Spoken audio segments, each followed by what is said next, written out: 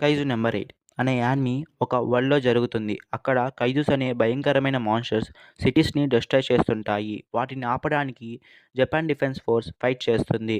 ఇక హీరో విషయానికి వస్తే చూడడానికి ఆర్డినరీ పర్సన్. కానీ లోపల ఒక మాన్స్టర్ ఉంటాడు. పవర్ ఉంది అంటే హీరో అయిపోరు. ఆ పవర్‌ని కంట్రోల్ చేయడం అసలైన రియల్ ఫైట్. కఫ్కా ఎబినో అంటే పవర్‌ని చూపించేవాడు కాదు.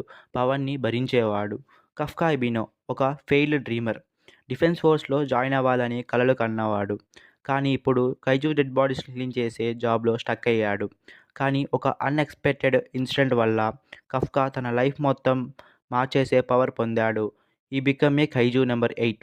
మాన్స్టర్‌గా మారిపోయినా కూడా తన గోల్స్ మారలేదు. అందరిని కాపాడాలి. కానీ ఒక చిన్న డౌట్ మిగిలిపోయింది.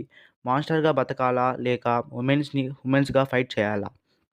మన హీరో ఎలా డిఫెన్స్ ఫోర్స్‌కి వెళ్తాడో లేదా కైజుస్‌తో ఫైట్ చేస్తాడో ఈ యానిమీ చూసి తెలుసుకోండి. ఈ యానిమీ పేరు 'కైజు నంబర్ 8'.